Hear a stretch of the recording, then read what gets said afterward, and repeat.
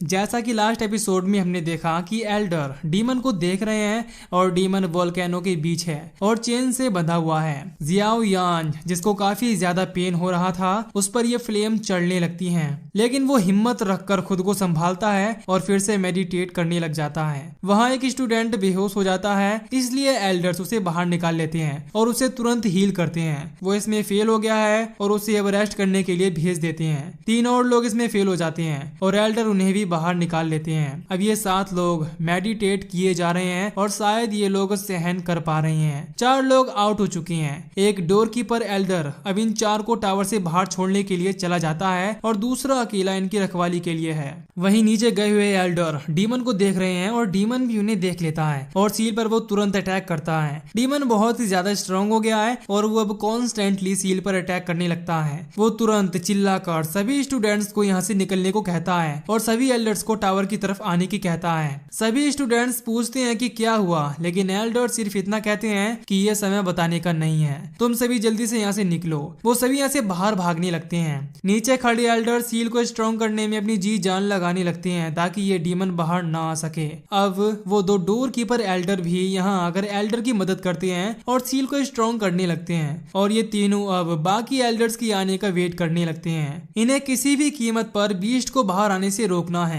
Demon बहुत ही ज्यादा violent हो गया है और वो जोर जोर से सील को तोड़ रहा है, जिससे वहां बहुत ही ज्यादा फ्लक्चुएशन होने लगती है और चैम्बर्स में से आग निकलने लगती है और इतनी ज्यादा एनर्जी से फ्लेम्स बाहर भी आने लगती हैं। स्टूडेंट्स ऊपर भाग रहे होते हैं, लेकिन वो फ्लेम्स उन तक भी पहुंच जाती हैं और जियान एक फ्लेम में फंस जाती है, लेकिन जियाओ यान उसे बचा लेता है। अब डीमन फाइनली सील तोड़ने में कामयाब हो जाता है और एल्डर ये देखकर तुरंत उनसे बाहर निकलने को कहता है ताकि वो सरफेस पर जो सील है उसे स्ट्रॉन्ग कर सके। अब उनके पास लास्ट लाइन ऑफ डिफेंस को ही प्रोटेक्ट करने का एक रास्ता बचा है। वो स्टूडेंट्स ऊपर आ जाते हैं, लेकिन तभी वहां डीमन की डायरेक्ट फ्लेम ऊपर आने लगती है और ये देखकर वो हैरान हो जाते हैं और फिर से वो लोग अपनी स्पीड तेज करके भागने लगते हैं। वहीं दूर हम एक कॉटेज में मेडिसिन एम्परर को देखते हैं, जिसके पास 2 एल्डर्स आए हैं। मेडिसिन एम्परर इनको बैठने के लिए सीट देती है और उन्हें चाय का कप देकर कहते हैं कि मैंने जिन लोगों को और बुलाया है उनके आने के बाद हम अपनी मीटिंग शुरू करेंगे।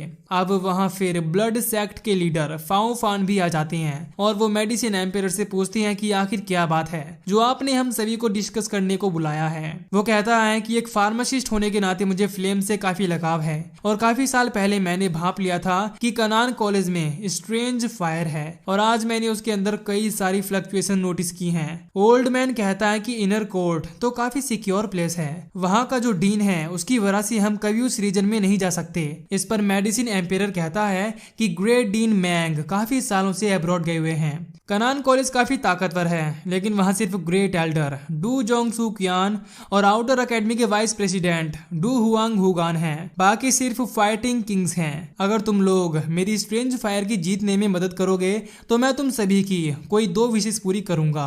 फार्मासिस्ट का प्रॉमिस बहुत ही ज्यादा वैल्यूएबल होता है, इसलिए ब्लड सेक्ट एग्री कर जाता है। 8 गेट्स भी एग्री कर जाता है और फ्लेम सेक्ट भी ग्रीट करके उनकी मदद करने को तैयार है, लेकिन उनकी एक दिक्कत है। इनर सेक्ट काफी सारी फॉर्मेशंस की वजह से हाइड हुआ पड़ा है और उन्हें उसकी रियल लोकेशन नहीं पता। मेडिसिन एम्परर कहता है कि इसका तरीका मुझे पता है कि वहां तक कैसे पहुंचना है और फिर यहीं ये एपिसोड खत्म हो जाता है।